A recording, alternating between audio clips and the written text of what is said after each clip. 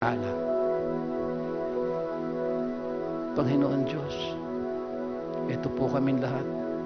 Nagbibigay-pugay po sa inyo, nananampalataya. Sasabing maraming salamat po. At ito po naman ang aking kasama, siyang mag-aalay po ng panalangin sa inyo. Sana way, mga kasama po at kaibigan po namin, ang mga nakasama namin ng mahabang panahon na inyong kinuha na sa mundong ito.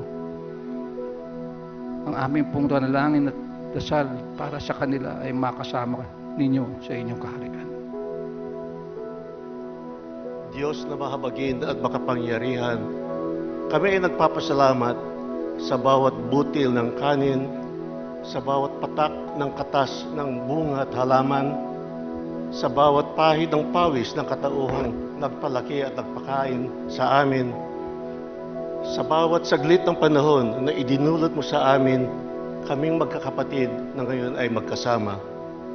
Ibigay mo sa amin ang lakas ng katawan at ang hininga namin ay gagamitin namin sa aming pagsasama at hintulutan mo kaming magkasama at mag-aruga sa isa't isa. Sa ngalan ng Ama at ng Anak at ng Espiritu Santo. Amen. Amen. Thank you. You may now be seated.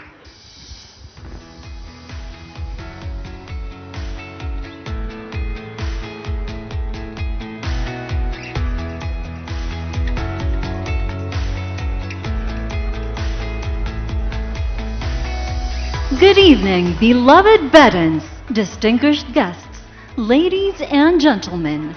Welcome to a night of nostalgia, brotherhood, and golden memories as we celebrate the San Beda Batch 67 and 71 Gala Dinner, celebrating Golden Pride at 55.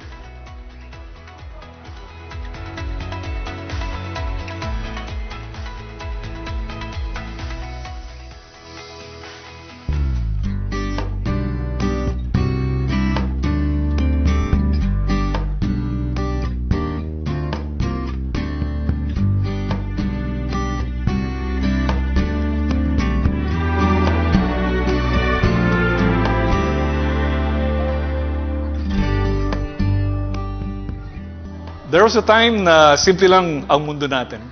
Blackboard, corridor, recess, and of course, yung paborito nating red and white ng San Beda. Noong 1967, mga pilyong batang lalaki pa lang tayo. Pero nung nagsimula ang Brotherhood, we were shaped by basketball games, class recitations, mga kwentuhan sa cafeteria. Hindi pa natin alam noon, pero the world was already waiting for us. By 1971, hindi lang diploma ang bitbit natin, kundi mga tunay na kaibigan, mga kapatid sa puso.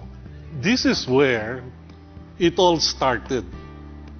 1959 to 1960, we were in our kindergarten years. We were about 5-year-old, 6 years old. Siguro meron sa amin 7 years old. You could just imagine that was 65 years ago. This very hall was memorable for me kasi grade school, I don't remember what year that was. Nainip ako sa paghihintay sa aking nanay na susundo sa akin. So, I hitched a ride with Nap Marcelo and his mom.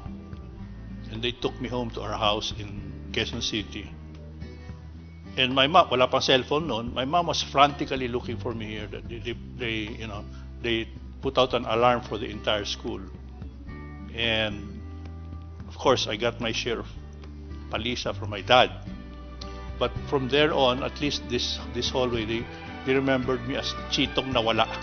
The most memorable, I guess, and the earliest. I remember this place, this hall. This is where we had our kindergarten classes.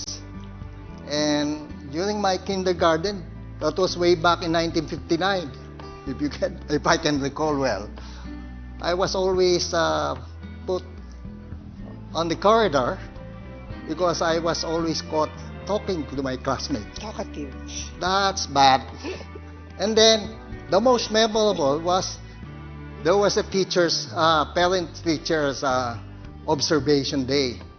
And my mother was one of the guests who came in to observe me. You know what happened? He asked me, "You talk a lot." And I think I carried that mischievous until I'm grade 3. Then in grade 4, everything changed. I become a studious person. The best experience I had was when I was in grade 4. I was one of the students recruited by Father Odon de Castro to be part of the Sodality of Our Lady of Montserrat. And I was so privileged to be included in that group because the experience and the learning by being a member of the Sodality was something very useful when I went through life's journey.